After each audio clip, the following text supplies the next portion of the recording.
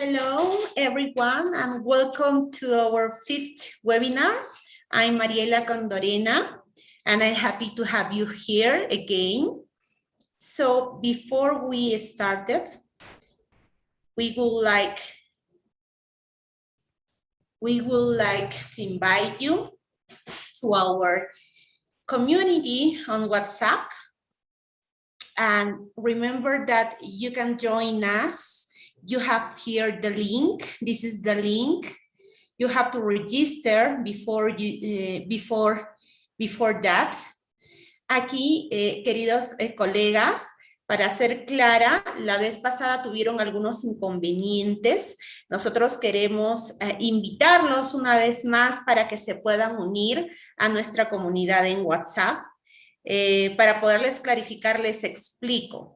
Primero deben de llenar el link que ven ahí, que es https://bit.ly/etipwhatsapp.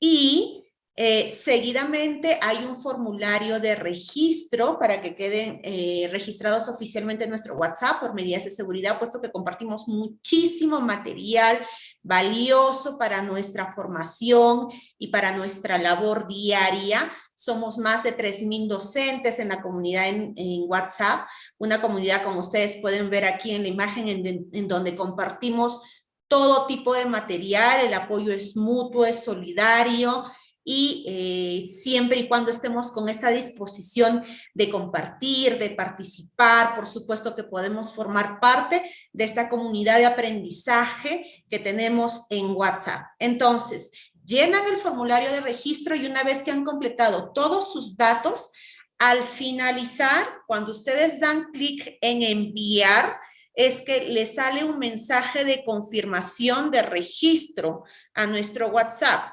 Y en ese mensaje, después de enviar el formulario, les sale el link directo para que ustedes se unan al grupo. Solo deben hacer clic en ese link, al final estoy diciendo, y van a poder estar dentro de la comunidad. Recuerden también que estamos en todas las redes sociales, estamos también en Facebook, en nuestro grupo de Facebook, donde compartimos diariamente. Somos más de 18,000 miembros en este momento, a punto de llegar a los 19,000 miembros. Tenemos también nuestro canal en YouTube con videos útiles, educativos y por supuesto todos nuestros webinars los pueden encontrar ahí para que los puedan volver a ver, para que se puedan ir preparando, formando en diferentes áreas en las que se ha ido dando, relacionadas obviamente a la metodología de la enseñanza del inglés. Y por supuesto tenemos también ahí nuestro blog, que en este momento lo tenemos activo para que puedan visualizar quienes han participado en webinars pasados, en ciclos pasados, como el de verano, por ejemplo, el que dimos hace 3 meses. Pueden verificar en nuestro blog si están dentro de la lista de docentes que acceden a sus constancias, ¿sí? Entonces, seguro que ya están fijando el link ahí. Me están ayudando nuestros administradores en YouTube, en los comentarios. Recuerden que pueden guardarlo y después irlo llenando con calma, ¿sí? Esta invitación es para quienes aún no forman parte, porque yo sé que muchos de ustedes ya están y tenemos una experiencia maravillosa teniéndolos como miembros. Bien, ahora sí, quedó eso realmente claro, creo yo, y vamos a continuar, ¿ok? Before we get started, I'd like to go over a few items so you know how to participate in today's event. So please consider these directions. Type your questions. Remember to type your question in the comment section. The answer to your question, as you know, and comments will be replied by our guest speaker at the end of the webinar in the question time section, okay? So during the live webinar, we will share a link for you to have access to the exit ticket, okay? Which will be available for 15 minutes. Please remember that you have to wait. Some minutes after the speaker finish her, in this case, her exposition, okay, her explanation. So after that, we are going to share with you the exit ticket, okay? Not before, yeah? Respect that time, please. Now it's time to know our speaker for today's presentation. So maybe please, Miss Pamela Salazar, could you introduce her, please? Hello, dear. Of course, Miss. Hello, Miss Mary. Hello. Sorry. Of course, Miss. Yeah, we have today a special guest. It's a very special guest for us because she's part of our team. She's part of the administration of English teachers in Peru community. She is Miss Nefty Fortes. She's going to present the topic, making the most of the cooperative approach.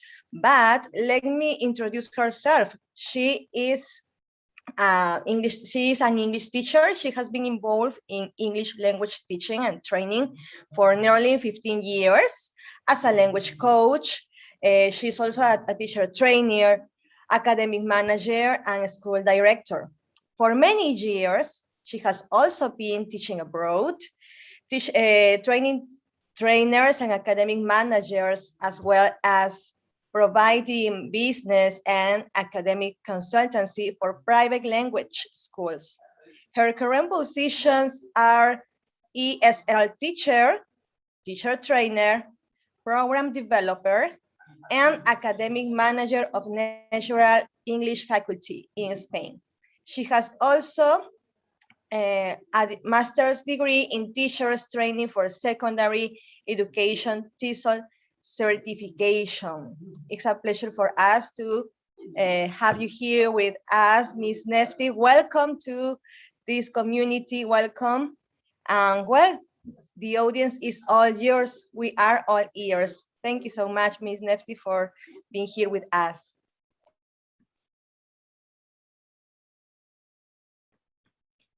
Thank you, Ms. Pamela, for the introduction. And thank you very much to English Teachers in Peru community for giving me the opportunity once more to share with you all what I know. It is a pleasure for me to be one of the administrators of this wonderful and huge community of educators. Let me share my presentation. And as you might know, and above all, I am an ESL teacher based in Spain, and teaching in Spain is quite different to teaching in Peru or in any other South American country. But we do have something in common, which is we are teachers, we are passionate, we are vocational, and we want to be better in any single lesson we teach. I wanted to say this because I know what you teachers are, but I cannot know what you are not. And I mean, I don't know if your institutions are good or bad, if you have internet in your classrooms, or if you have a good or bad connection, if you work in a remote rural area or in the capital city. I don't know if you have enough resources to work with, if your classes are numerous, maybe more than 50 students, or if you work only with 12 or just one in private lessons. I don't know either if you work for a public institution or a public institution or a private language school.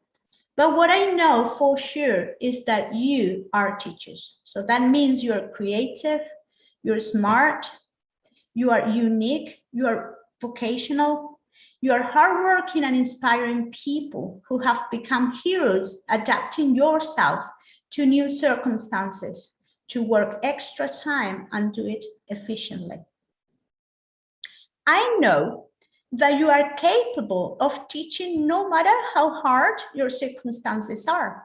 And this webinar is addressed to you, teachers.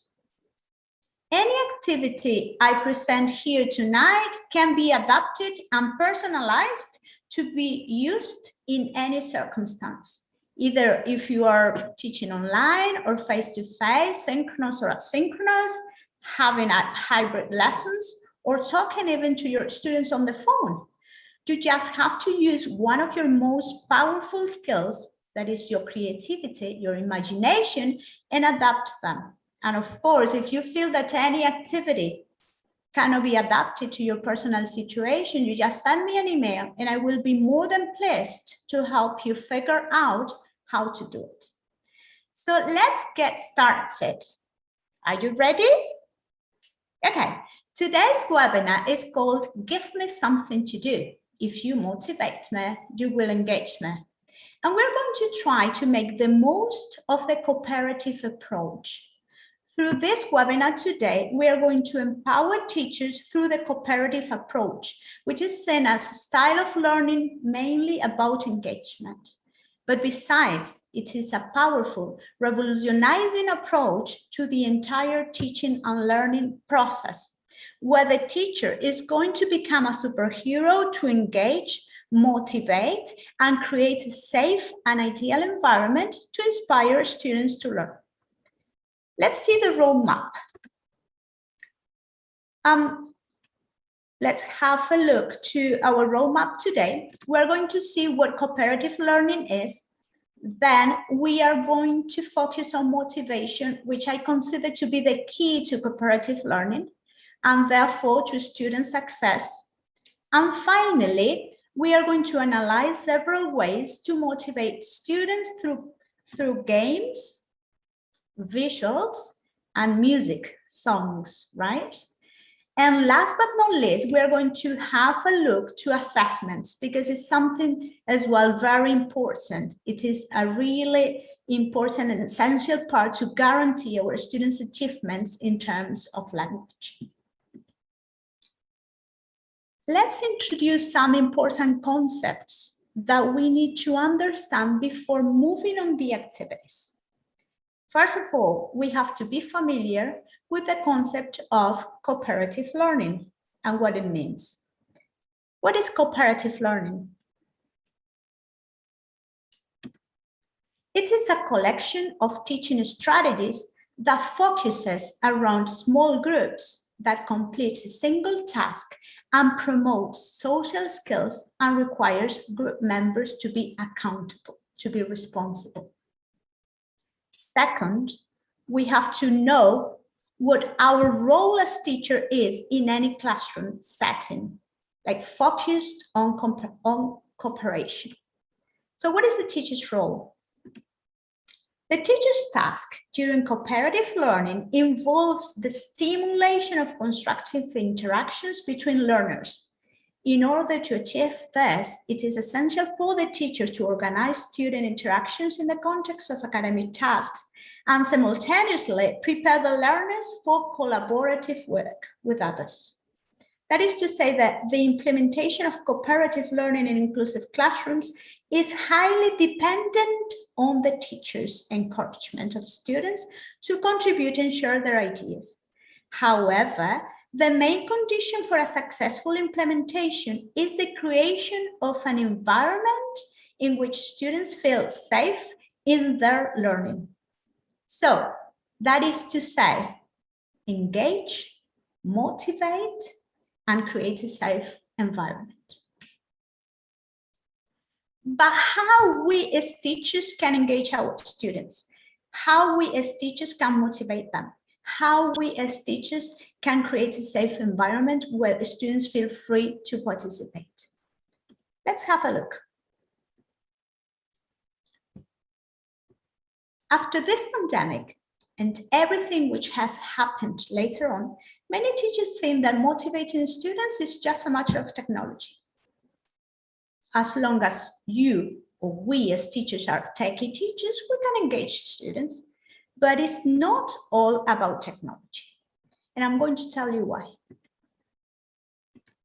We are going to try that our students move from this, so from being bored and unmotivated in the classroom, to being absolutely excited about coming to our classes. How? That's it. There are 1,000 ways of doing it. I mean, every teacher has their own way, their own approach. And the approach is valid as long as it works in your own classrooms. When you finish a class and you realize that your student is learning, you realize that that student in particular has learned something from you, that is a good approach for you to use. But we are going to see that apart from those 1,000 ways of doing it, apart from those 1,000 ways of motivating your students, today we're going to analyze 3 that really work in an ESL classroom, no matter if you're teaching online, face-to-face, or delivering hybrid classes. And these 3 ways are through games, through visuals, and through music. First of all, I want you to, all of you teachers, to scan the following QR, that QR that you are gonna see on your screen. So scan it. If not, my colleagues are gonna post the link there in the chat box for you to enter. It is a website that you all know. It is Mentimeter. And you are going to go there, you're going to get into the website, and you're going to answer the question that is over there. The question is, what is motivation and how could we motivate our students? All right, so enter that and answer the questions that are over there. Here I have a lot of answers from you. We've got that motivation is use games in your classroom, use interesting topics, for example, follow their interests. This is a very important answer. Participation, fun interactivity, short clips of movies, self-confidence. You've got a lot of answers here that are really interesting, that are part of that motivation that we want to see in our students. So continue answering those questions that you have there. What is motivation and how could we motivate our students? Let's see if my colleagues are posting the link, because somebody cannot scan it, or they are using maybe yeah, please, administrators, can you post a link there in the chat box that some people are asking for the link, please? Okay, I see that some of you are participating. Show you understand them. This is crucial. Use games, group work, engage students, of course. Language, I think that is self-confidence. Yeah, you've got a lot of things. So yeah, you can continue participating because it's something that is very interesting to know. Whenever I have done this activity with my students, asking them for their opinion using websites like Mentimeter or Answer Garden, for example, after doing it, I have printed out the word clouds and pasted on the wall there in the classroom. Because it is a way to make sure you as teacher you teachers are going to have their opinions always there present, and that you are going to deliver your classes student-centered, so they can also feel they are important. So sometimes I send them to that website like Mentimeter, and I ask them things like, simple things like, for example, what things would you like to have in the classes? So they always say music or games or things like that. So when everybody participates, what I do is to print out the word cloud and to paste it on the wall, so everybody can see that we are going to deliver the classes according to their tastes. Okay, let's continue. I want to ask you now, what is the thing that you are going to see there on the screen? What is that? Let's see the chat box to see your answers. What do you see on the screen? What is that I have presented to you right now? Let me see what you have to say. What is that? I need to read your answers. Somebody who wants to answer. It says, Marco says, motivate with music for them. Yeah, music is very important to use in the classes. Excellent, thank you. Meals. Okay, Keira says that it's a cheesecake, almost, but it is not a cheesecake. Miss Juanita says we can motivate them using music, games, visual cards, material, real material. Yeah, that's really important.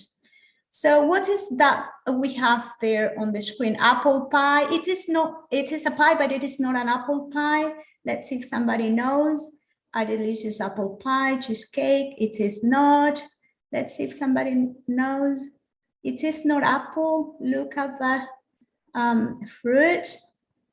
Apple pie. It is not an apple pie. It is a pie, but it is not made out of an apple.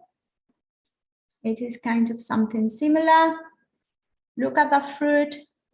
It's a tropical fruit that you must know. Let's see if somebody tells me what it is. Pineapple pie, you've got it. Sylvia Baz. Yeah, it is a pineapple pie. Excellent. So apart from being a kind of tongue twister, a bit difficult to pronounce because you say pineapple pie. So it sounds like weird to be pronounced. The pineapple pie is my favorite dessert. I love it. And now we're going to do an exercise that you must remember throughout the whole webinar. And this task consists in, listen to me because this is important. You're going to do it throughout the whole webinar. You are going to write pineapple pie in the chat box anytime I say the word student or students. Okay? Do you understand? I'm going to repeat again. So you have to write in the chat box the word pineapple pie or the words pineapple pie anytime I say the word student or students during the webinar. Are you going to remember? You're going to write pineapple pie in the chat box anytime I say student or students? Yes? So remember it because it is an activity that you have to do, right? So let's continue. Now, use again the chat box to answer this question that I have over here. Which best describes how often you use cooperative learning activities? Infrequently, several times a week, or several times a day? So use the chat box to answer this question that we have over here. So you use cooperative learning activities often, sometimes, or almost, hardly ever, almost never. So let's see. Which best describes how often you use cooperative learning activities in your sessions? Infrequently, several times a week, or several times a day? Let's see. Let's see what you are going to answer. I want to see your answers there in the chat box. So Hilda Rosario says number 3, so several times a day, and this is really positive, several times a week. Okay, so kind of sometimes, infrequently. So we are going to teach you how to use it more frequently. Great. Something else? Yes, several times a day. Most of you use it very frequently. Okay, so we are going to start with a fast game. We're going to start talking about games. That is the first level of a cooperative learning and the first way to motivate our students. So we're going to be talking about the importance of games to motivate students and how to use games in cooperative learning, how to deal with games in each group, and why games. So why games? What is in a game that makes classes so engaging? So first of all, a game increases cooperation. Second of all, the game motivates students. And third, it minimizes stress. But games must be challenging for the students, of course. You cannot use a game just to play without any kind of goal, any kind of challenge there, okay? Games cannot be used just for the sake of playing. They have to have a purpose. They have to have a goal. Now, we are gonna have a look to the first game that I have to present to you today, that is called running dictation. This is a variation of the typical running dictation that has been so used to encourage cooperative learning.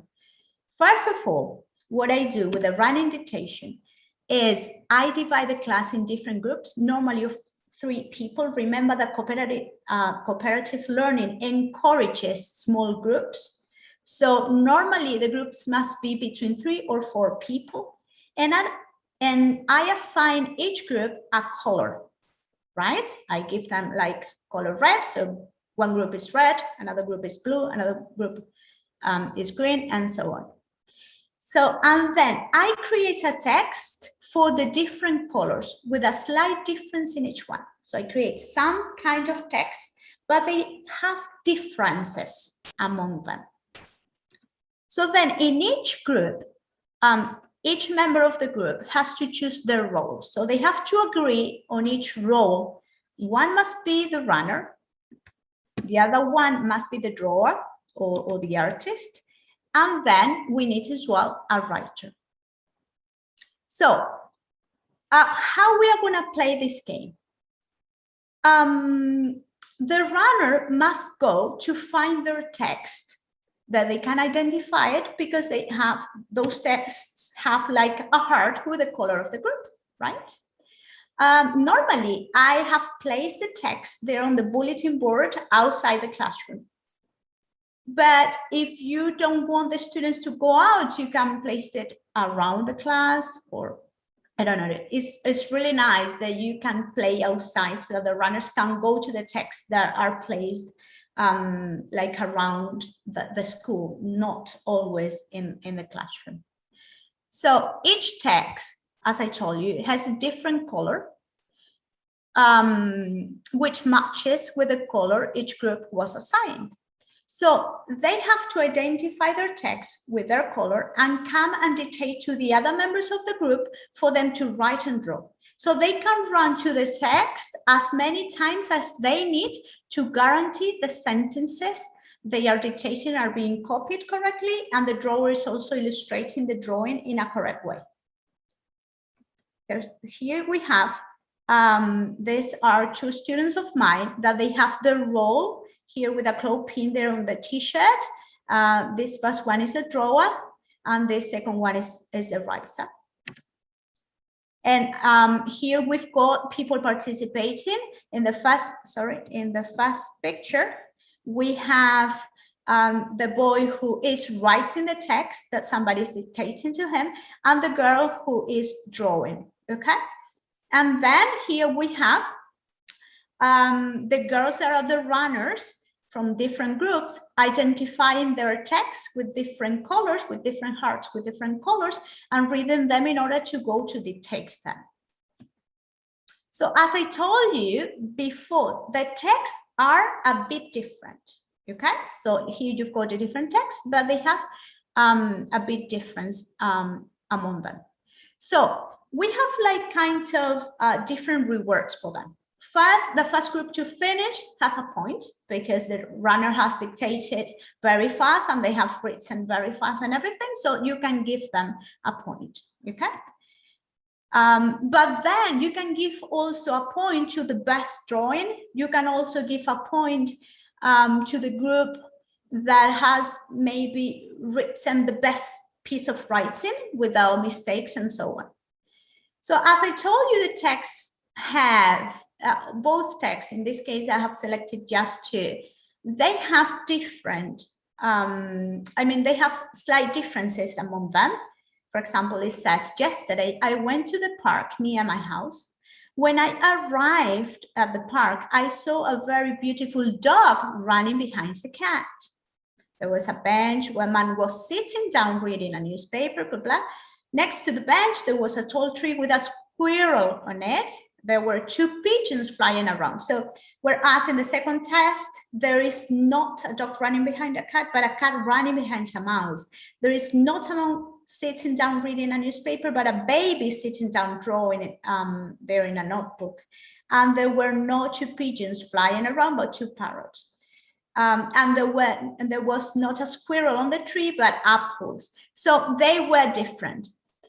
What I do is that at the end, I give the drawings to the different groups, not to the, the drawings that belong to certain groups. I give them to other groups for them to identify through the pictures, through the drawings, what are the differences.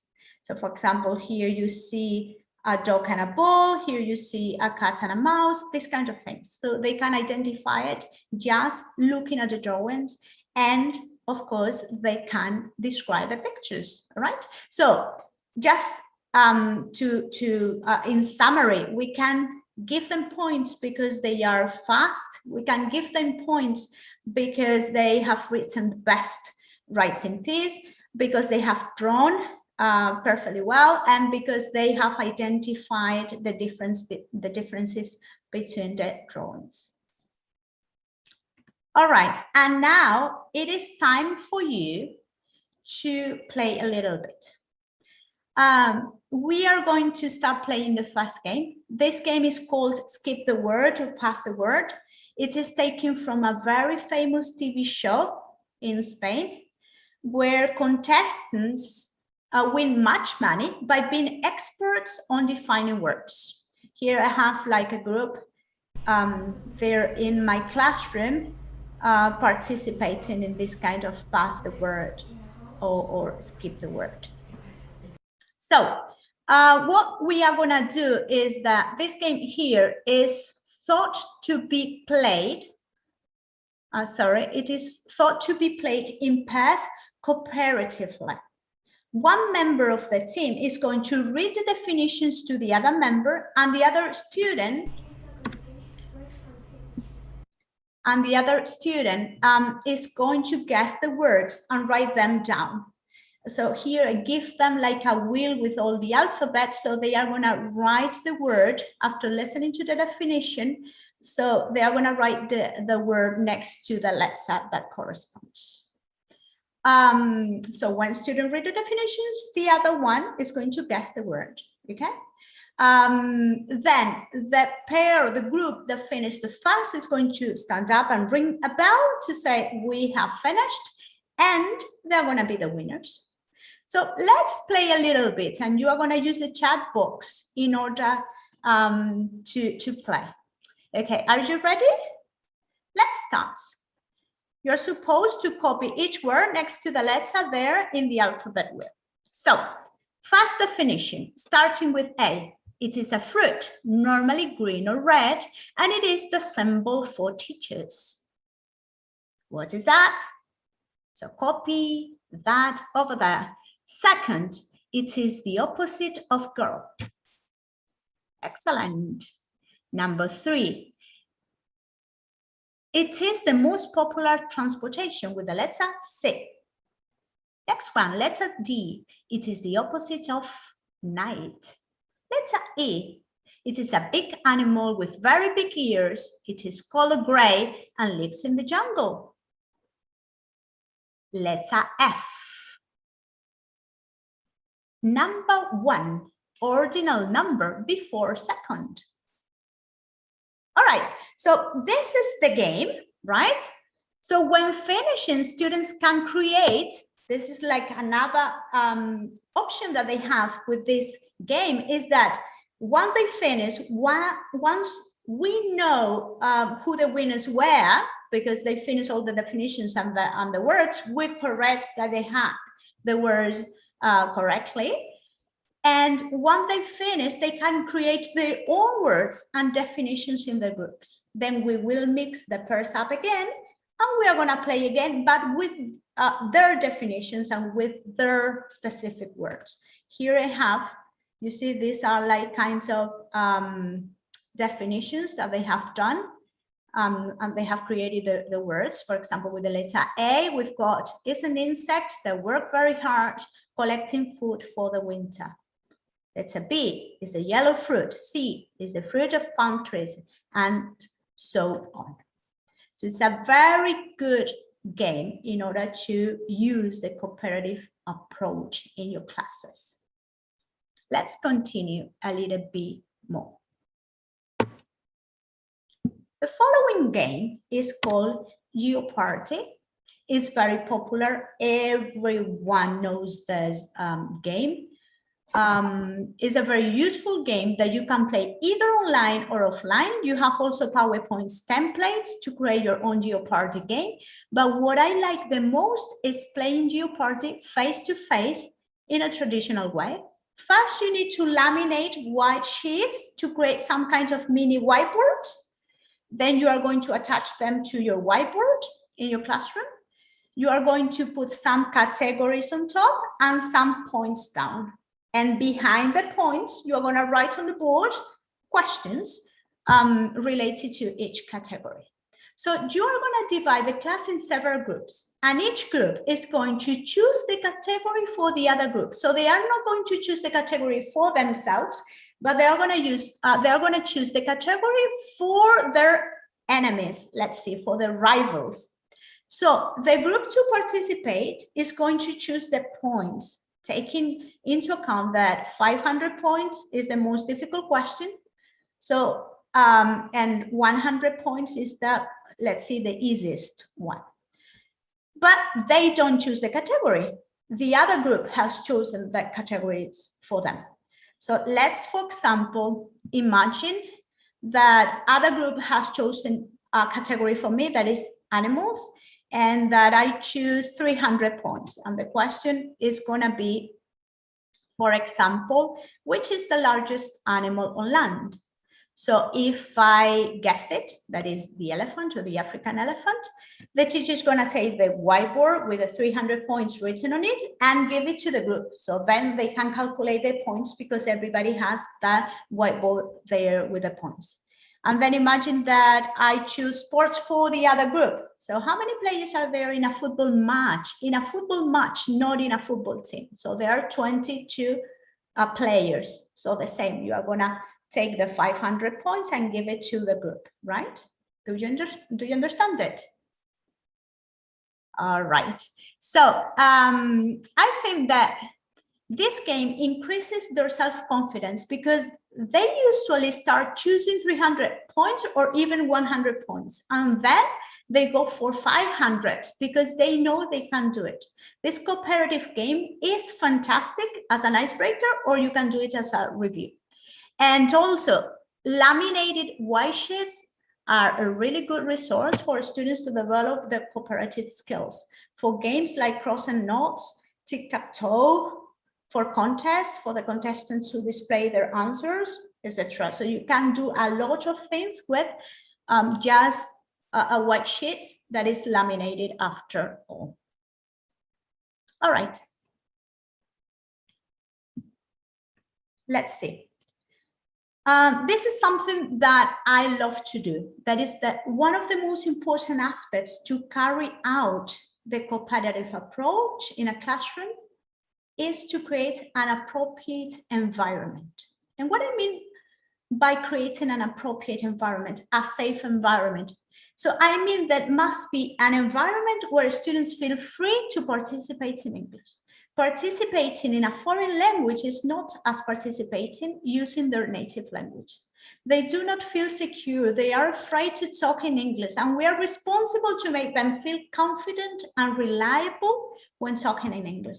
That is why I have decided to play with their expectations, and I have created a character to help them speak in English all the time. And this is a real photo, the one that you see on the screen, of the character I have created in my classroom. His name is Ry, the American guy. I have it here if you want to have a look. This is Ry, the American guy. You see that is real. He has a passport here in his hand with all his data inside and a photograph and everything. Okay. So this is Ry, the American guy. So what I have done is, first, I have written a letter and put it in an envelope in my mailbox in my classroom with stamps from New York. So students knew that the letter came from USA. That was the envelope. It is a real photo of the envelope. Everybody could see the mailbox and the letter with those stamps, so they felt really curious about it. The first week of class, students didn't stop asking me what the letter was. They asked me to read it all the time. So at the end of a class, I opened it and read it. And the letter said, you have it here. Dear Miss Nefty, my name is Rai, the American guy, and I am very glad to inform you that finally I will spend some months with all of you at your school. I hope to learn from you and to have a very good time this semester. I will be arriving next week. See you soon, Rai. I have attached some pictures of me for you to know me better. And this is the picture that it was inside the envelope. So they were so excited to know the new intern at school. The following week, they were all the time asking me when he was going to arrive. Until one day, the concierge brought me a big box with stamps from America. The students wanted me to open it right away, but I waited till the end of the class because I wanted to continue creating more expectation. Then I opened it, and there it was, Rai, the American guy. As you saw before, he came with a passport with all his data and photograph and everything. So I created like something real for them, something that they can believe with that American flag there on his mask. Okay, everybody was absolutely amazed and glad to greet the new student. I explained that Rai, the American guy, could only speak English and that he didn't understand a single word in Spanish. So we had to respect him. And in order to respect him, we have to speak English to him all the time. So because if we were not going to speak English, the American guy, Rai, was not going to understand anything. So he couldn't follow the class if we don't speak English to him. So anytime somebody said something in Spanish, that student said sorry and translated it to English to Rai, so he could understand. Everybody can help students out when translating if they are not able to communicate something in English. So it is a way to cooperate and to encourage students to care about others, to care if somebody cannot understand. And they do it in a fun way. We also encourage them to use English and to be responsible and empathetic with other people who might not understand us, because the cooperative approach also encourages social skills like understanding, like to be empathetic with others, like to respect others as well. So that is how Rai, the American guy, was born. All right. Now you must be tired, right? Aren't you? So I am a little bit tired and I need to drink water as well. So now we are going to do some stretches to relax because we need it. I'm going to count from 1 to 20 and we are going to have a 20 seconds break to stretch, right? Are you ready? Let's stretch. 1, 2, 3, 4, 5, 6, 7, 8, 9, 10, 11, 12, 13, 14, 15, 16, 17, 18, 19, 20. Right, John, do you feel any better now? I definitely feel much better. So let's go on. Apart from games, another wonderful resource to teach in a cooperative way is through visuals. Using pictures, real photographs, short videos in your classes make your students focus on learning English unconsciously, while they see the reality through images, while they feel inspired by those images. As the quote says here, we as teachers must inspire 1,000 words. It says, if a picture paints 1,000 words, then let a picture inspire 1,000 words. So we as teachers must know we can become our students' superheroes. We can be the mirror where they want to look at. So now, teachers, you're going to look at this picture attentively and tell what this picture suggests you. So look at the picture that is there on your left and tell me what that picture that is there means to you.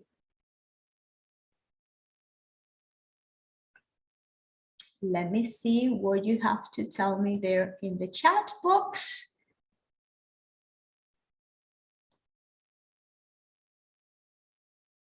So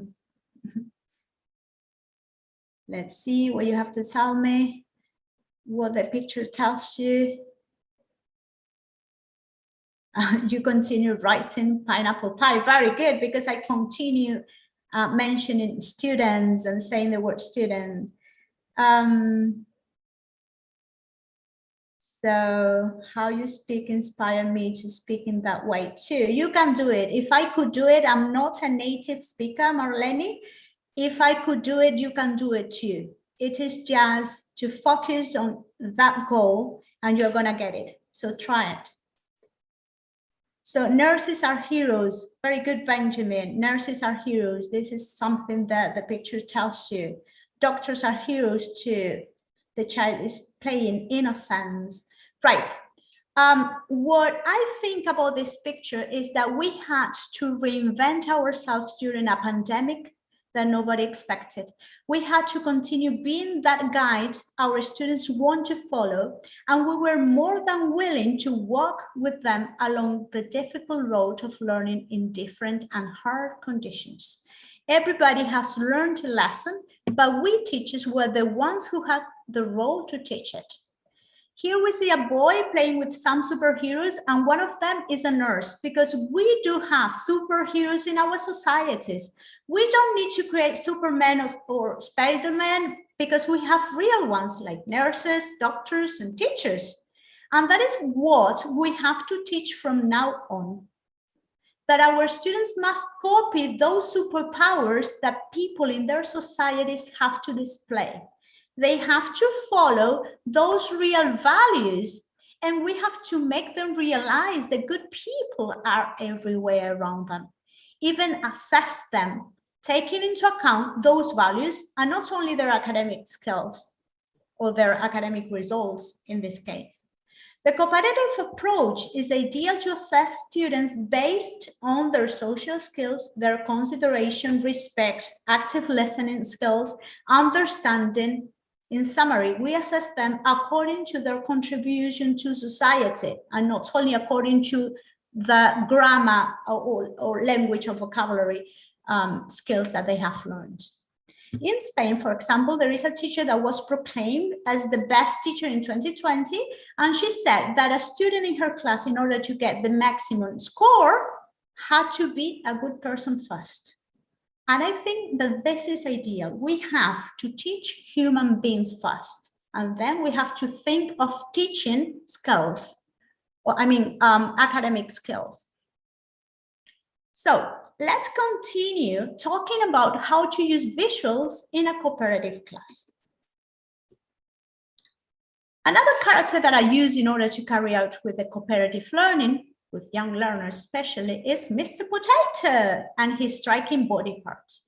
Anytime I show them a picture, a picture to describe, I give my students a different role in their small groups, normally groups of 4 people or 3. So I would give a student Mr. Potato eyes, and that student is going to be in charge of describing what he sees in the picture. You can also give different body parts to the different groups. So one group is going to be in charge, if they get the eyes, they are going to be in charge of describing what they see in the picture. I would give, for example, another group, Mr. Potato's nose, and that group is going to describe what they might smell there in the photograph. I would give Mr. Potato's ears to another group, and that group is in charge to describe what they might hear there. And finally, I would give another group Mr. Potato's mouth, and they are gonna, their role is gonna be saying what the characters or people in the picture might be talking about, like creating the dialogues. If you don't have the possibility to get or purchase a Mr. Potato toy, you definitely can create flashcards like these ones I also have. I have them here. You see? I don't know if you can see it very well. So this is, it says, I have a smelling nose called Rose. This one says like, I have a listening ear called Maria. And this one says something like, I have a talking mouth called Klaus. And I have an observing eye called Tadai. So whenever you show the flashcard to the group, they know what their role is. Okay, if they have to describe what they see, if they have to say what they might smell, they might hear, or what the people there are talking about. So let's try with this picture here. Do you see it? Perfect. So imagine that I say, I have an observing eye called Tadai. Tell me what you can see in the picture. So the students are going to say maybe there is a girl. They can prepare it in the group first and then they can report it. There is a girl with a horse. They are walking in a field, whatever. I have a smelling nose called Rose. So tell me what you smell. I can smell maybe I can smell the wet grass, the humidity, the typical smell of a horse. I have a listening ear called Maria. So what can you hear? I hear the horse maybe trotting or walking. Maybe some thunder because it is going to rain. I hear the girl laughing. I have a chatty mouth or a speaking mouth called Klaus. So what are they talking about? I think that the girl is just saying that the horse is her best friend and she loves walking with him along the field. So it is just to play a little bit with their senses in order for them to do something different. It's not just talking about what they see, but you are putting all the rest of the senses in action in order for them to describe this picture. And after the activity of describing the picture using the senses, you can give each group a worksheet like this one, for example, where they have to write down what they were expressing orally. You can include things like put a title to the picture. So the group must agree on the title. Describe the picture according to what you see there. Write a paragraph, what the picture makes you feel, what you think might happen next. You can also have some vocabulary related to the image, like this word bank that you have here. They can define the words, underline those words they don't understand from the challenge vocabulary bank, for example. And once they get to know the meaning of all the words, they can rewrite the paragraph using the new vocabulary words, using the new words. I think that is a wonderful activity to describe pictures. And what else? We can also set challenges. This is an important part of the cooperative approach. We have to set challenges in each task that we give our groups to develop. You can set grammar or vocabulary challenges using pictures. For example, I'm going to show you two pictures. You are going to look at the picture number one and write as many sentences as you can using the past progressive. Here you go. So look at the picture one and write as many sentences as you can using the past progressive. You will have 2 minutes time. For example, when the time ends, you will ask the group how many sentences they have written, and the group who has more will be the winner. Then we will correct the sentences. We can give also a reward to the group who has written the best sentences, grammatically speaking. All right. Another example of a challenge using pictures would be look at the picture number 2 and write as many sentences as you can about people's thoughts. What do you think people might be thinking? Set a time again and prize your students. So the girl might be thinking about the nationality of the man who's playing the pipes, because I think that he looks like a Scottish person. So these kind of things. So they are going to write sentences. When the time ends, you are going to see how many sentences they are, and you're going to price them according to the number of sentences and also according to the sentences that are correct. Okay, what else?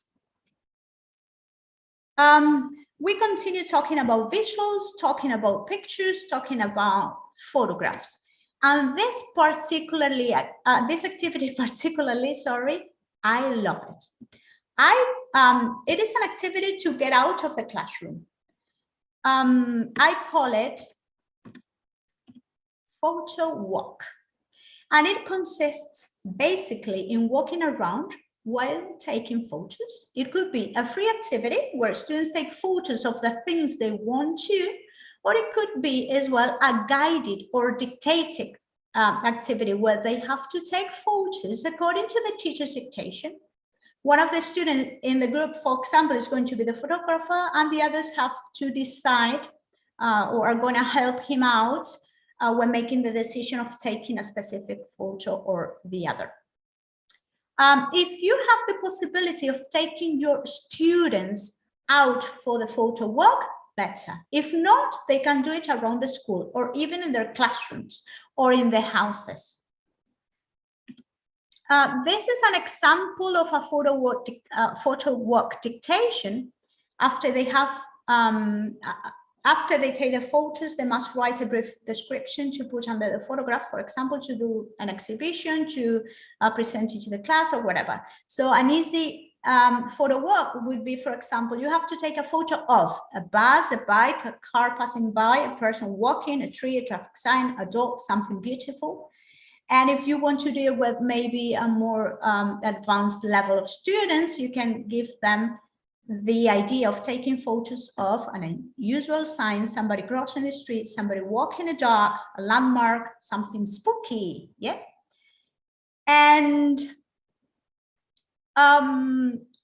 what is the purpose of this? I mean, what can we do with the photos, apart from the things that I'm telling you, like the students are going to go out, they're going to take fresh air, that is important, they're going to have fun, they're going to be good photographers, they're going to make decisions, they're going to agree on the photos that they are going to be taken.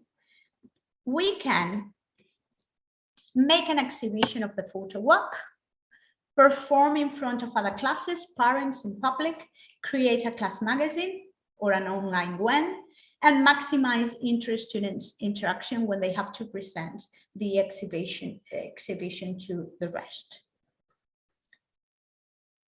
If you're teaching online, or if you want to assign homework, you can also assign a home project for them to use grammar, for example. This one is a home photo walk. And it is a project where they have to use grammar structures that you want your students to practice. For example, take a photo of something you have worn this week. Then students must present it and also write a note to describe every photo. Something, for example, something I have worn this week is this beautiful green t-shirt. So they are using this grammar structure. Something I'm going to eat tonight is this fresh red apple. I think apples are healthy. They are the perfect fruit for a light dinner at night. Take a photo of something you were given last Christmas, something you would like to throw away, something you have had since you were a kid, etc. So you can use also grammar structures for them to practice, and they are going to have a fun activity that is the one of taking photos. We continue with visuals, something that they love. Everybody loves them. Teachers love it as well. They are memes. You know what memes are? Yeah. Memes are like a photograph with a funny character and some sentences or thoughts related to those photographs. They are great visual resources to work on. We have to look for familiar memes for the students, images that they easily recognize because they are everywhere on social nets. So I'm going to show you some pictures and you are going to create the meme. So you are going to write in the chat box what the person in the picture, or in this case, the penguin, is thinking about or saying. Let's get it started. Okay, the penguin, tell me, what do you think the penguin is thinking about or saying? Create the meme. Let's see. Fantastic. Thank you, Alberca. So, what is this penguin thinking about? Thank you, everybody. Do you have any sentence that you can relate to this penguin? All right. Anyways, I have something here that says, for example, that activity again, teacher? Yeah. Then we have this other man. It is a boy that you easily recognize. For example, the boy is saying like, I got it, attending grammar. Oops, sorry. Then we have this, this person that always appears in memes, that is an Italian guy. And he's saying like, where is the pineapple? My pizza doesn't have any pineapple. Or I don't know, this one, it says, take your shoe out of here. Or mama, the same song again. Or this one that says like, but teacher, what did I say? So memes are really good to work with your students, especially teenagers. They're gonna have fun. They're gonna use real language. They're gonna use idioms. They're gonna use sayings, because it is really good to use memes in order to create real sentences as well, or real thoughts. Another way to bring visuals to your classes is through short videos, short films, trailers, but especially commercials. I love to use spots in my classes since they are very short, use real language as well, and most of the time they are also fun. So don't skip the ad, and let's analyze how we can use spots, commercials, in our classrooms. Here you are gonna see, wait a second, a bag of Doritos, right? And I'm gonna ask you, are Doritos good for your future? And you're gonna answer. In my class, in this case, we can make groups and give each group a role. One group could be the consumer and create an ad to sell the product from the customer's point of view.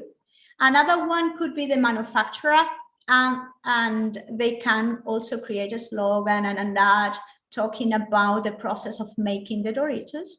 And the third one could be the World Health Organization, for example, who's going to value the quality of the product and if it is healthy or unhealthy, and also to create the slogan and the ad and everything. So each group must also do a slogan, sticky sentence, which people must remember. And they have, of course, to answer the question that I have here, that is, are Doritos good for my future? So the students must agree also on the answer they're going to give. So they have to say if they're going to be good or bad, and why. They can put like pros and cons when they are speaking about Doritos, okay? And then we can play the real commercial video that I have found on the internet that is really nice. So let me play it. Wait a second. So listen attentively to this. Hey, Mr. Smith. Listen attentively to it. Ready? Go. Hey, Mr. Smith. Want to try out my time machine? It runs on Doritos. Sure. So now what? Gotta put the whole bag in. Okay. Yes. It's really working, Jimmy! This is the greatest moment of my life! Get out of my yard! Jimmy? You're so old. It's the future! Hey, Mr. All right. I think that this art is really nice. So, and after watching the commercial, the ad, and we can give each group like a worksheet for them to do it cooperatively. So let's do it, everybody together. This is the worksheet, okay? And we're gonna read it and do it, everybody together. It says, hey, Mr. Smith, do you want to try the new, and you have to tell me what is there, right? What goes there according to the video you just saw. Hey, Mr. Smith, do you want to try the new? Do you want to try the new? Tell me what is that?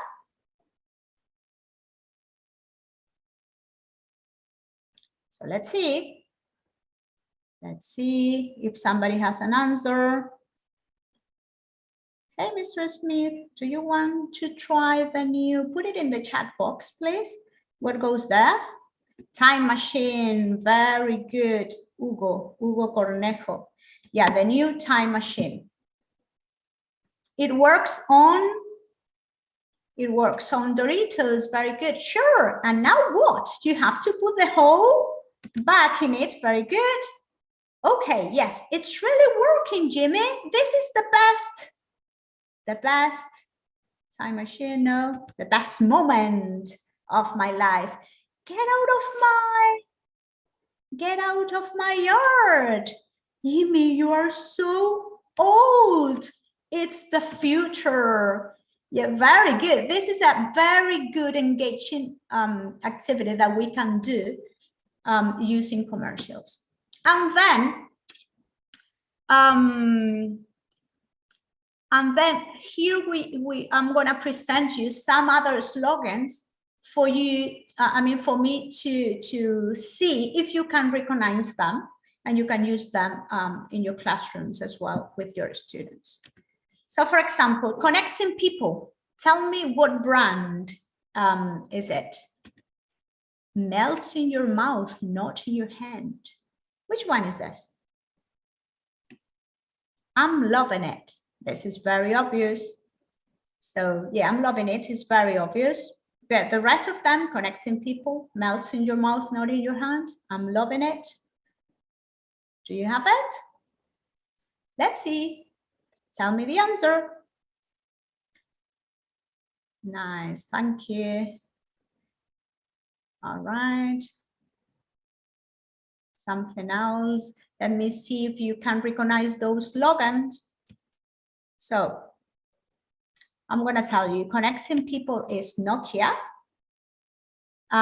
Then melts in your mouth, not in your hand is M&M's. And I'm loving it, of course, is McDonald's. And finally, let's talk about one of the most efficient ways to work cooperatively and also to motivate students. And this is music. We can give students, we are going to do like kind of pictures, like if we were going to create bingo songs. So we're going to take some words from the songs and we are going to create pictures. In this case, I don't know if you know this song is like Beautiful Girl. Well, let me play it for you to listen to it just for a few seconds.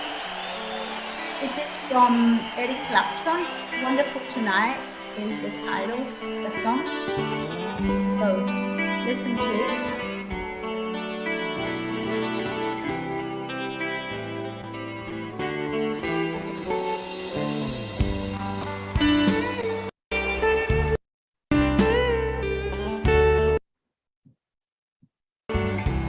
She's wondering what clothes to wear.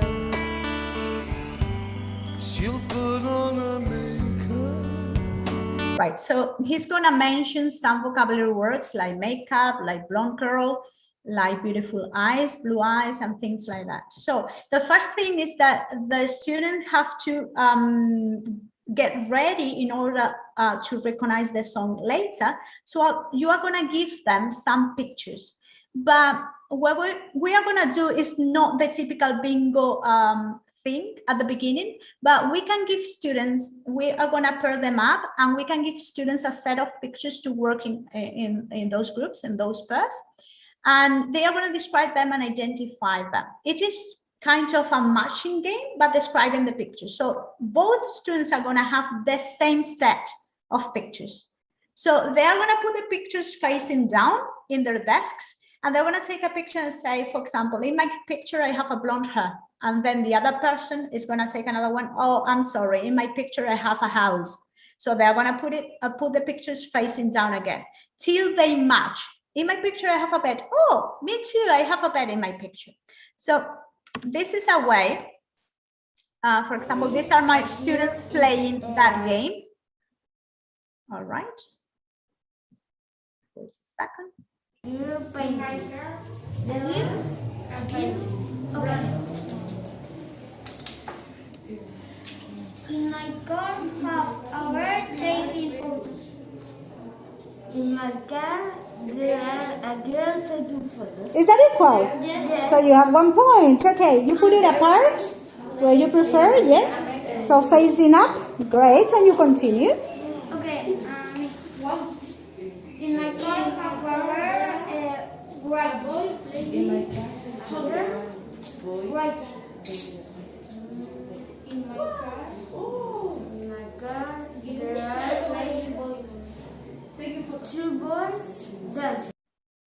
All right, so this is more or less what I want you to see. So they are just describing the pictures and seeing if they match or not. So you are preparing them for the song that they are going to listen, right? So the first group to finish matching the pictures, putting the same ones together, is going to be the winner. One member of the group is going to say, I have a picture with a blonde girl, and then the other one is going to say, well, they have, and they're going to compare if they have the same. If not, they put it facing them and facing down, and they're going to try again. Okay, and then we can play the song, and they mark the pictures there as a bingo song. So they cross when they listen to the song and they mention those features, those pictures that they have over there. Okay, we can also do, we can also do like bingo cards. Instead of using pictures, we can use words. So to work, for example, on pronunciation, minimal pairs for them to listen to the song and identify the words. So previously, you make students get familiar with the words and pronounce them and everything, define the words for them to have it easier when they listen to the song. So do you know this song by looking at these words? Hard, probably no, because they are mixed up. So I'm going to play the song now. Listen to the song, and we are gonna select the words that we hear, right? So listen attentively. I let it fall, my heart. My heart. As it fell, you rose to claim it. It was dark. And I was over until you kissed my lips. Yes. And you saved me. Lips. My hands. My hands. They're strong, but my knees were far too weak to stand in your arms without falling to your feet. But there's a side. So this is the way. So they recognize the words, they play with the words, they pronounce the words, they can define them. What is kiss? What's a hand? So they give a definition and everything, and then they do typical the typical bingo song, right? But with words.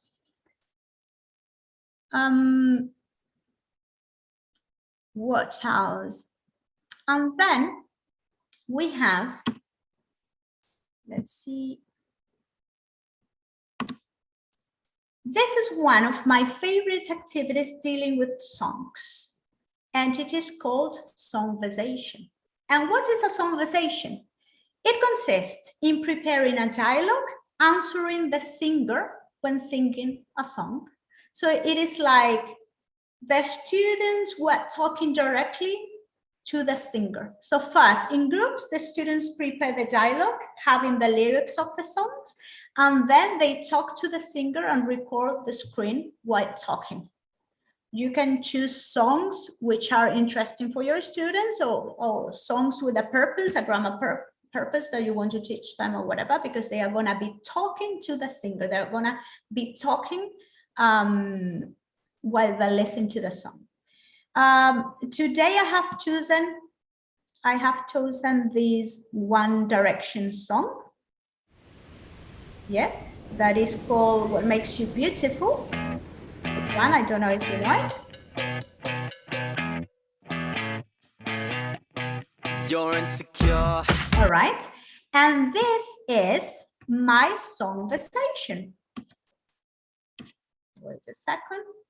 This is my songversation, the real one. So listen to it.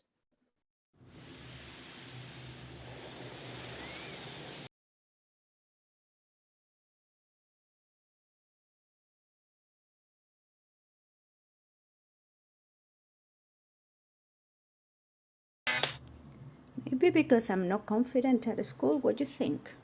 You're turning heads when you walk through the door. Ah, that is because I'm looking at the mobile phone when walking.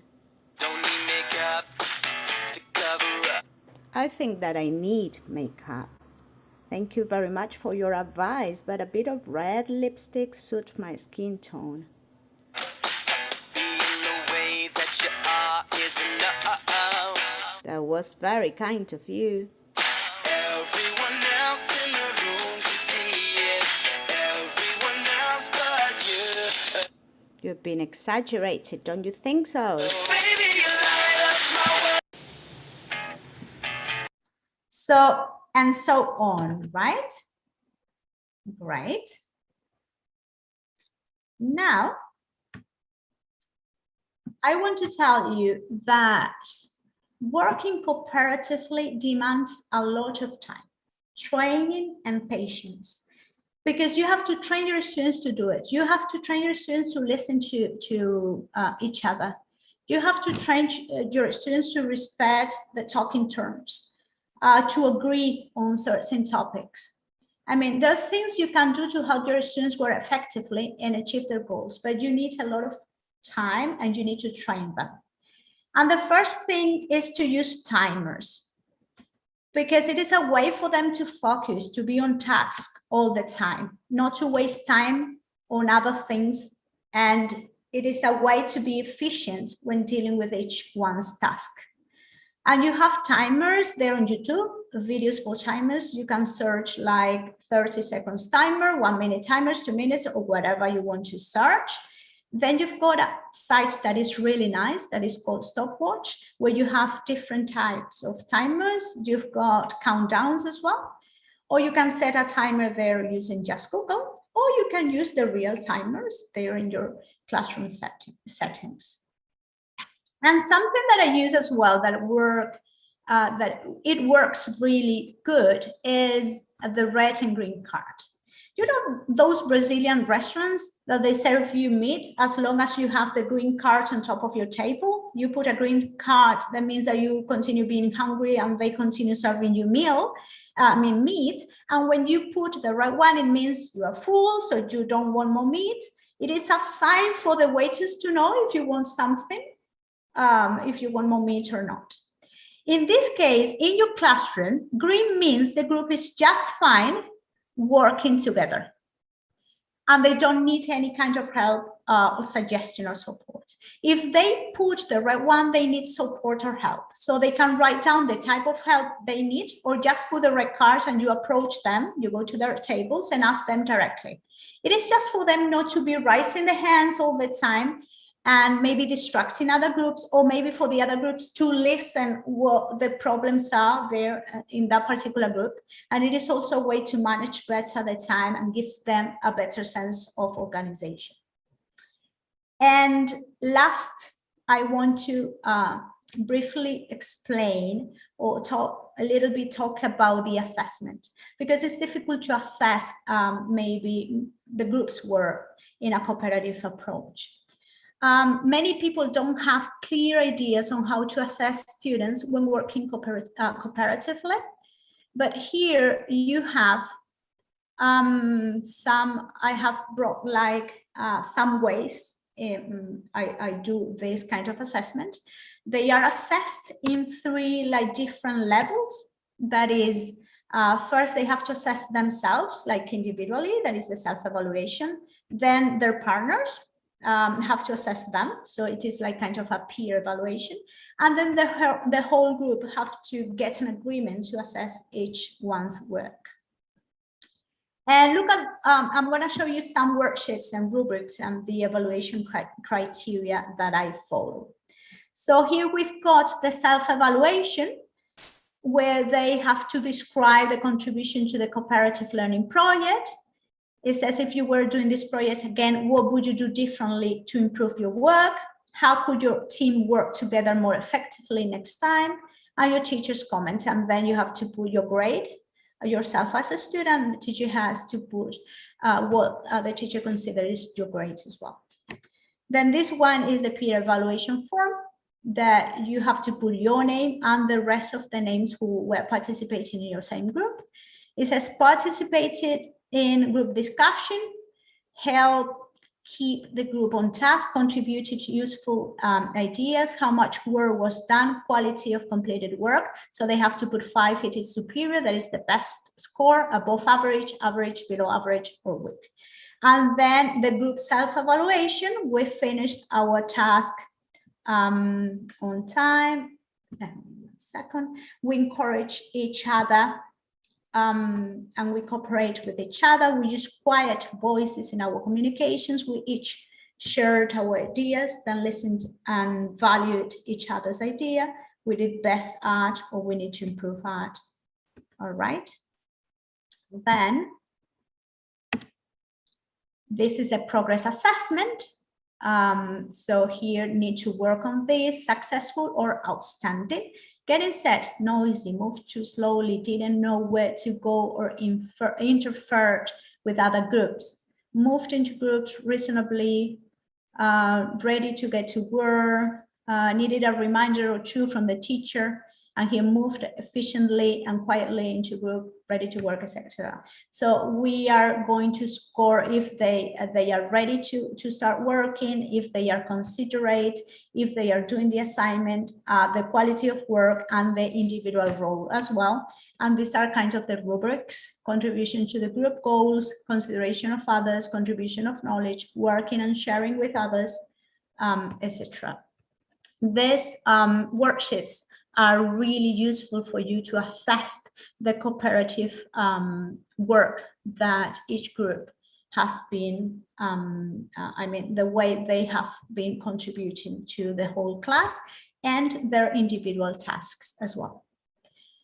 And just to finish, because it is time to finish, at the end of every session, I have something that we do as well with these webinars, that is to give my students an exit ticket. And why? This is a kind of exit ticket that I have created, that they have to put the name and the date and so far. And the question is like, how do you feel about today's lesson? They have to put like good or regular or bad. What I learned, my favorite activity was, and what I didn't like. This is an exit ticket that they have to fill in before leaving the class, because it is a way as well to assess me as a teacher.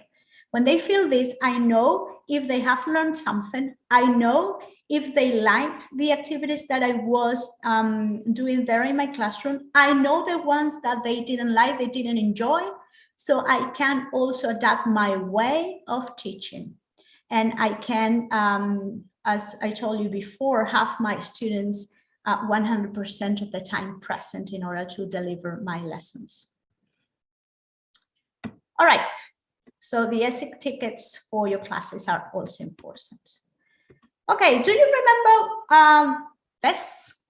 Did you write pineapple pie anytime I said students during this webinar, or you forgot? I have said the word student or students more than 100 times this evening. First, because this is a student-centered webinar. And secondly, because every teacher must work, plan, and talk, thinking of our students.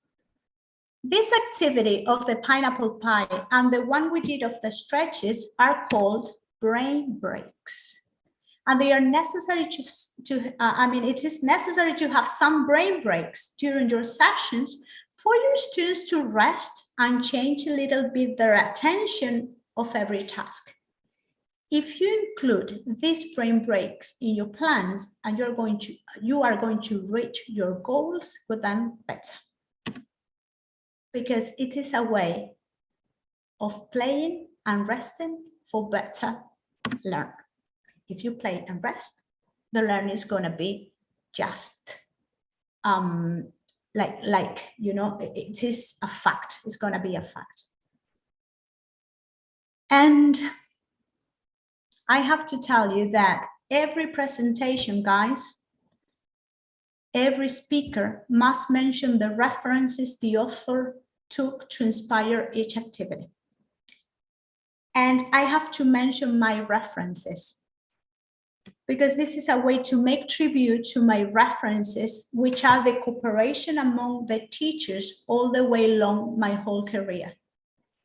So what are my references? My references are all the teachers I have met during my career, each class I have observed, each resource you have shared, each webinar I have attended, and each idea you have provided, especially here in this group of English teachers in Peru community.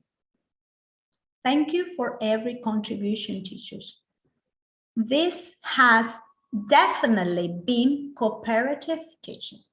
And remember, when students are highly engaged and experience success, they discover the joys of learning.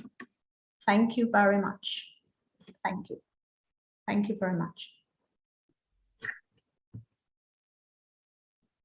Thank you so much, dear Nefty, for this outstanding presentation, for sharing your knowledge with us.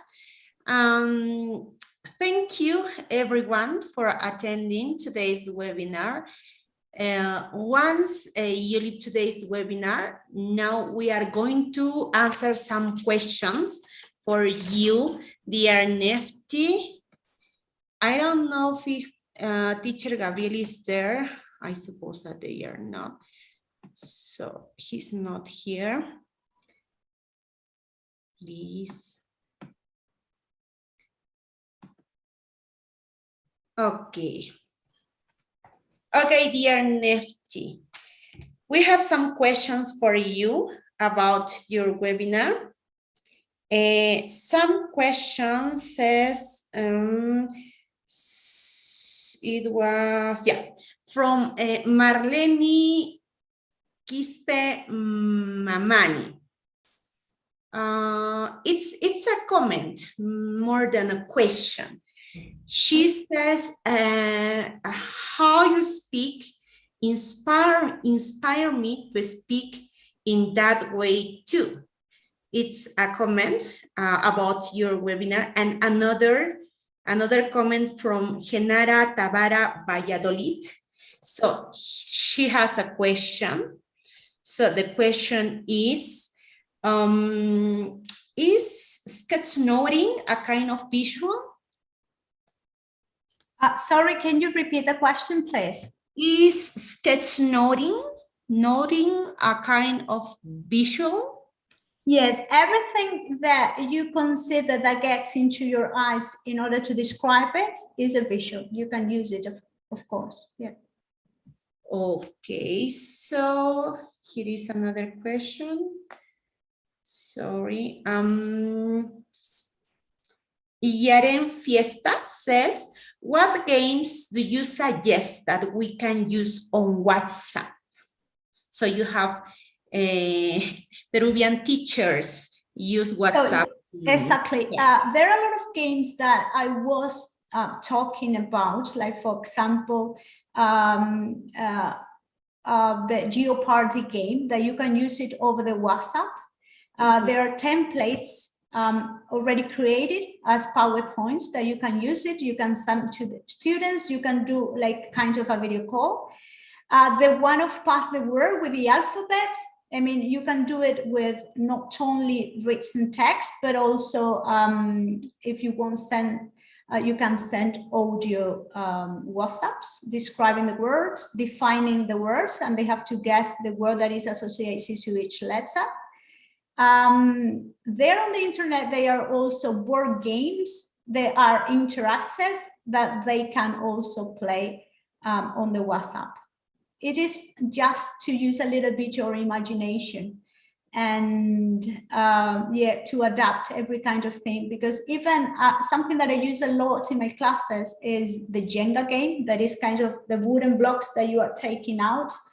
And there is an interactive Jenga there to play online that you can take a block out and make a question. And if they, for example, the Jenga blocks have different colors, you can associate a color to different categories, for example. I mean, it is just as teachers, we must use our imagination in order to create games for the WhatsApp too.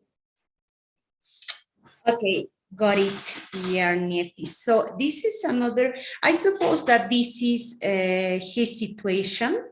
This question says, by Roger Hernandez. He says, why my students don't read the instructions? Maybe you can suggest him. Yes, sometimes if you are working over the WhatsApp or online, reading instruction is tough. Even in your classroom setting, to give instructions is tough. Sometimes it's better to demonstrate, to explain by doing it rather than explain it. So if you start playing, if you demonstrate it, you don't need to give instructions. I think that sometimes teachers must be passive in order for the students to be active. If we explain everything, if we are talking all the time, the students are gonna like switch off the brains, let's say. So it's better to do it. If you have, for example, in the case of games, you go to YouTube and look for a video where they are playing the game better. You don't have to explain how to do it. Just look at it. They are doing it. Okay, I understand that. So Benjamin Chumpitas Chavez says, how can we do if our students have never spoken or sing English before? Because maybe in Peru, our students in the primary level, they don't have English as a course. I suppose that that's why it's a question.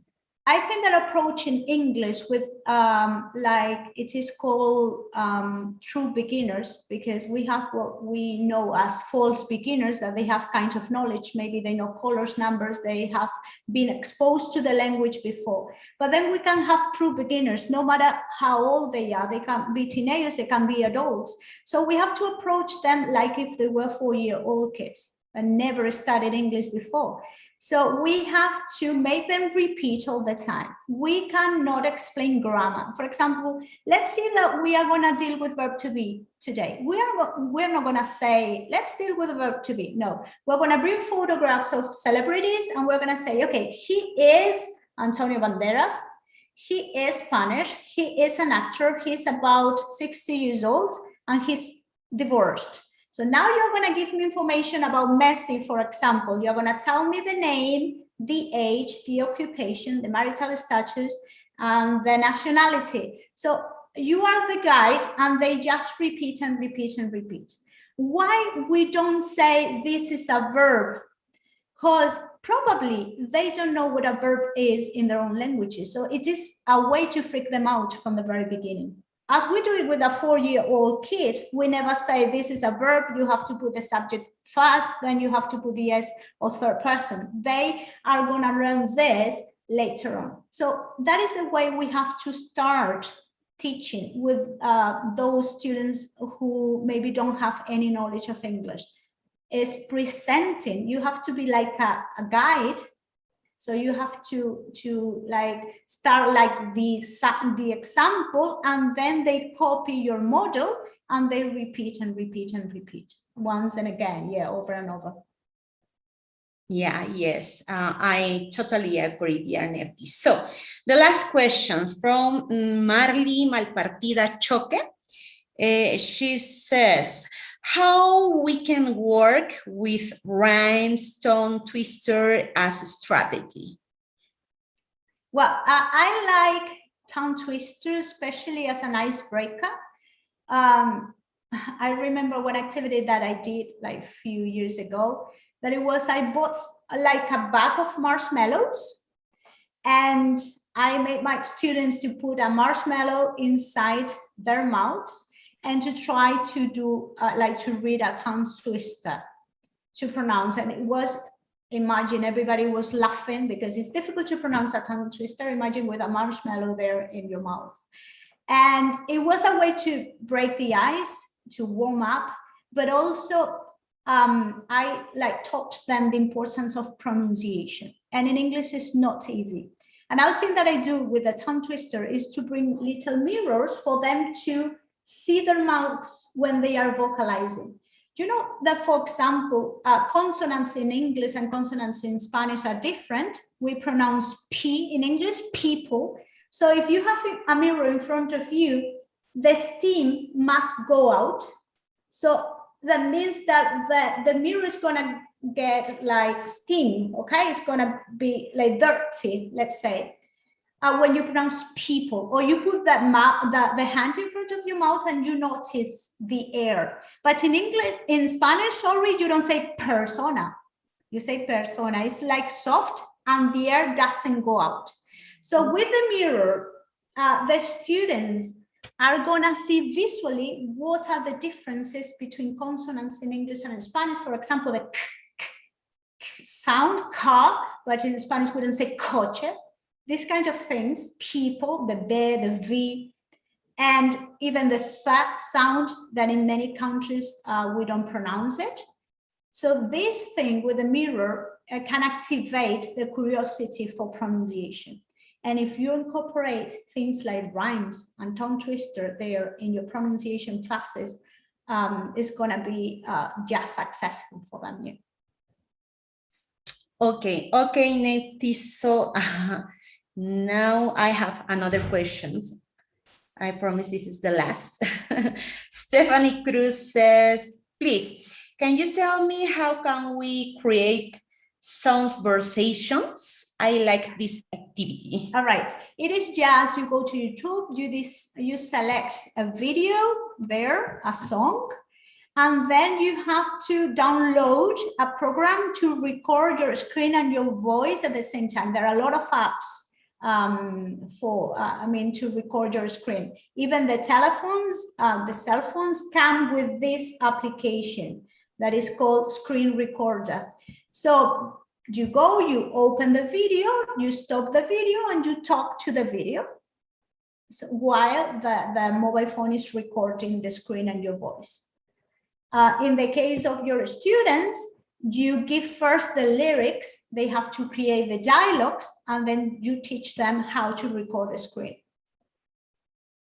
Okay, thank you so much, dear Nefty. It's a pleasure, thank you very much. Yes, it was really interesting information, useful strategies. Thank you for sharing with us. Please stay with us some minutes more. I will.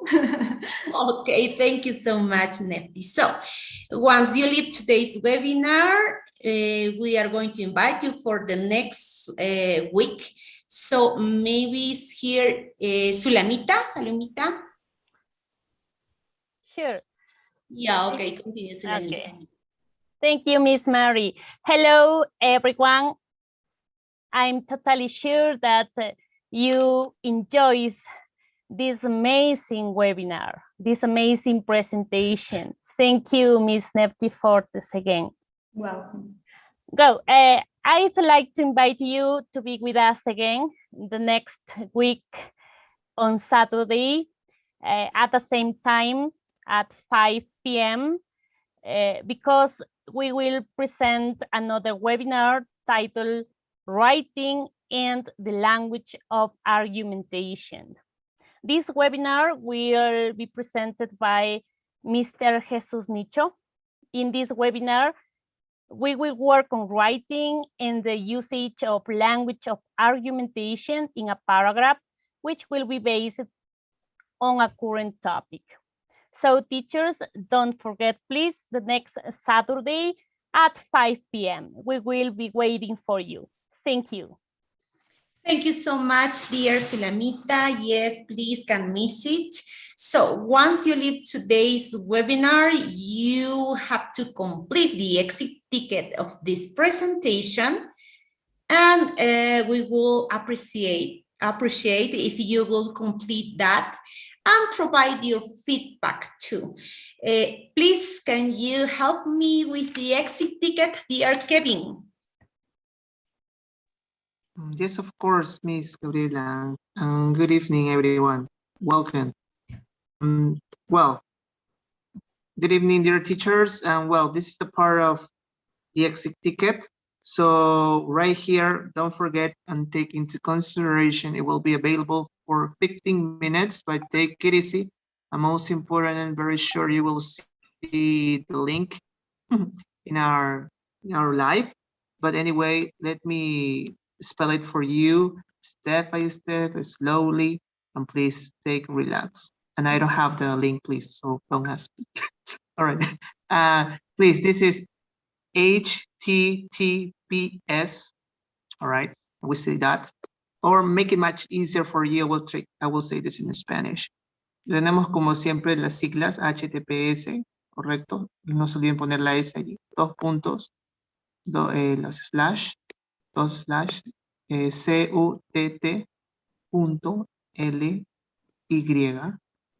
slash I mayúscula E L T F I F T H, fifth, ¿no? Quinto en inglés. Entonces con calma tratemos de escribirlo y también va a estar fijado en el vivo, correcto. Entonces con calma va a aparecer, no se preocupe. Yeah. Yes, thank you. Muchas gracias, Kevin. Sí, por favor, tal como lo ha mencionado, con mucha calma, no se desesperen. Como ya lo hemos sugerido, si es posible tomarle captura a la pantalla, genial. Recuerden respetar las mayúsculas y las minúsculas. Recuerden las siglas que están ahí, son las siglas de nuestro webinar, que es IELTT, que es Intensive English Language Teacher Training, ¿ok? Fifth y el quinto, obedece al quinto webinar que tenemos en este momento. Mil gracias, Kevin. Recuerden que desde el día martes, aproximadamente miércoles, está enviando el material que muy amablemente Miss Nefty, que ha estado presente el día de hoy, va a compartir con nosotros de parte de todo el maravilloso equipo administrativo de English Teachers in Peru. Vamos a pasar ya a la parte final, a despedirnos de todos ustedes. Tengo acá unos problemitas, los problemitas técnicos que nunca faltan. Pedir por favor a los administradores, no sé si por ahí Kevin, Zuli, si es que están presentes, no puedo visualizar en YouTube, si es que se puede ver el fijado en el chat. Sí, se puede ver fijado en el chat. Para que no tengan problemas. Está el exit ticket está fijado en el chat. Ya, perfecto. Yo ahorita no puedo, si alguien me interrumpe, por favor, comparta pantalla, quien fuera. Miss Nefty, usted por favor, que me he quedado atascada aquí en la presentación, no puedo dejar de compartir la pantalla. Comparta su pantalla, por favor, Miss Nefty, y ahí me ayuda para poder salir de aquí. No puedo cerrar la mía. Y ahora sí. Listo, ahora sí, Miss Nefty. Puede dejarla de compartir para que todos activemos las camaritas. Muchísimas gracias. Ahora sí, me quedé yo ahí atrapada con todas las cosas. No los podía ver, solo veía la presentación y no sabía cómo salir de ahí. Pero feliz de que ya esté ahí el exit ticket, porque como dijo Kevin, es la parte más de las más preocupantes y esperadas para los participantes también, además de la excelente ponencia y todo lo maravilloso que nos llevamos de cada webinar, que son los conocimientos compartidos por excelentes profesionales, como el día de hoy lo ha hecho Miss Nefty Fortes, que a quien a la vez de repente omitimos mencionarlo en la presentación, pero queremos felicitar de parte de toda la comunidad, de todos los administradores, porque también es autora de un libro. A mí me gustaría un poquito que nos hable, por favor, del libro que ha escrito, muy interesante. Si por ahí lo tiene, ¡ay, qué genial!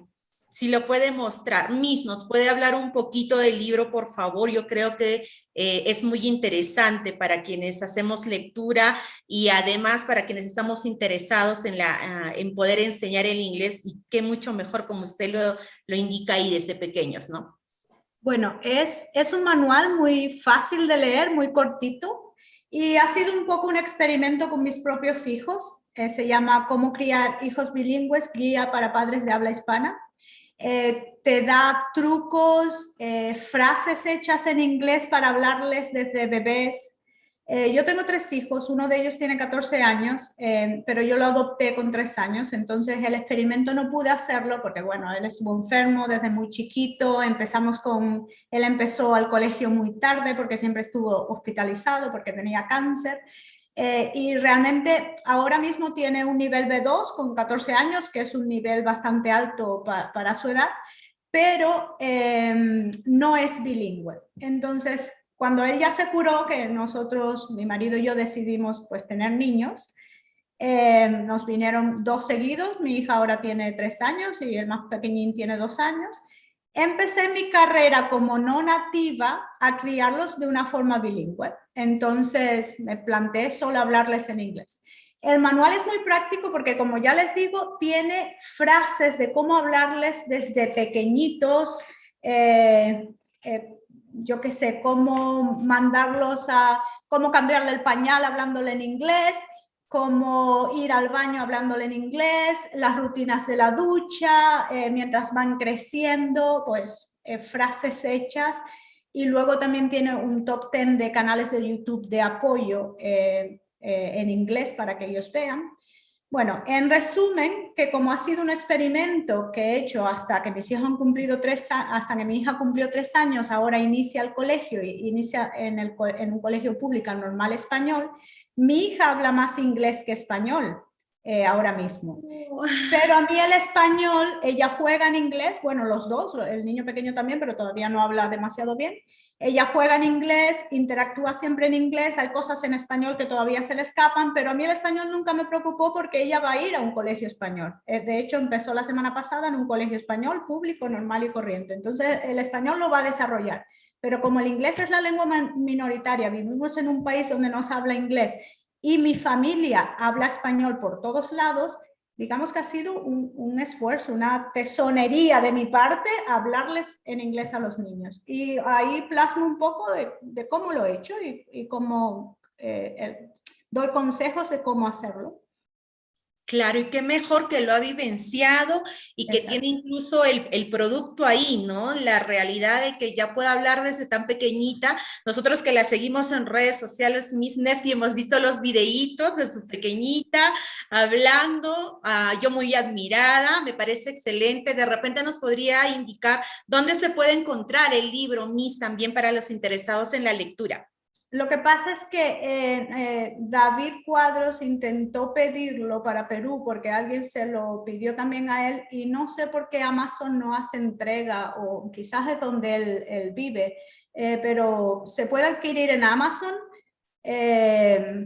pero no sé qué problema hay en el área donde él lo pidió que no hizo entrega ahí, no sé por qué. pero bueno, que yo tengo amigos en Estados Unidos que lo han pedido, en Europa lo han pedido y les ha llegado bien, pero no sé si hay algún problema de delivery, I don't know, allí en el Perú, no sé la verdad. Pero no hay problema, igual la comprometemos, Miss, como nos va a compartir la presentación. Les mando una cajita ahí con libros. ¡Qué linda! Para los que tengan niños pequeñitos y ya. ¡Oh, qué hermoso! También puede colocar el link, por favor, en la presentación para que de repente los teachers, de todas maneras, tengan el acceso a poderlo ver. Realmente quiero mencionar esto porque me ha parecido espectacular. Me parece realmente algo muy, muy bueno. Hay estudios sobre ello, sobre el hecho de educarlos desde pequeños como bilingües, el hecho también de que aprendan mejor desde pequeños, de que adquieren la lengua más que aprenderla, y eso es... Te vas a encontrar un montón de reacciones, porque al tú no ser nativa, la gente a tu alrededor cree que tus hijos van a aprender un mal inglés. Es decir, a mí una persona por Facebook me dijo, es que yo estoy harta de oír por la calle gente hablando inglés rarísimo. Digo, no es rarísimo, es creando vínculos con sus hijos. Es decir, si tú eres, por ejemplo, rumana, vives en España, tus hijos van a colegios españoles, tú tienes que aprender el español y no lo hablas raro, lo hablas como has aprendido ya de adulta. Pero tienes que hablar con tus hijos en español porque tus hijos van a querer solo hablar en español. Lo mismo le pasa a los niños latinos en Estados Unidos. Llega un momento que no quieren hablar español porque se han criado en escuelas inglesas. Los padres, para poder tener vínculos con sus hijos ya de teenagers, que los niños les cuenten cosas a sus padres, no les queda otro remedio que aprender inglés y lo hablan como buenamente puedan. No estamos hablando inglés rarísimo, estamos comunicándonos con nuestros hijos y creando vínculos. Y como el inglés se habla en muchas partes del mundo donde está muy lejos del RP English y del estándar, como en Sudáfrica, como en muchos países, en Nigeria, por ejemplo, que se habla raro. No es raro, es inglés. Cada uno tiene su acento y hay que respetarlo. Entonces a mí me da mucha rabia que aquellos padres, por ejemplo en Estados Unidos, que salen con sus hijos a comprar y hablan con ellos en inglés, haciendo un esfuerzo por tener mejores vínculos con ellos, la gente de su alrededor diga, mira, ustedes hablan raro. Chapó por aquellas personas que pueden hablar más de un idioma. Lo hablen como lo hablen. Definitivamente, ¿no? Además de que conocer otro idioma es conocer otra cultura, que es lo más importante, hacer conexiones, conocer el mundo, abrir la mente a diferentes realidades, etcétera. Entonces, definitivamente, como usted menciona, ¿no? Si hablas 2, en buena hora 3 o más idiomas, excelente. Muchísimas gracias, Miss Nefty, de todo corazón por lo compartido el día de hoy, por ser parte de la comunidad, a su vez como administradora. Miles de gracias, realmente hemos recibido de usted más que apoyo siempre y esperamos que en alguna ocasión posterior volvamos a tenerla también aquí. Quisiera apoyar más, pero realmente a veces me supera. De madrugada ya, yo lo sé, mis horarios se cruzan con España, estamos como con 6, a veces hasta 8 horas creo de diferencia, varía. Ahora 6, sí. Listo, Miss, muchísimas gracias por todo. Nos despedimos el día de hoy. El equipo administrativo, Miss Pamela Salazar, Miss Sulamita Chukden, Teacher Kevin Mario Laura de la Cruz, y siempre con toda la transmisión, Teacher José Ortega, Miss Nefty Fortés, que ha estado como nuestra ponente. Bye, bye, teachers.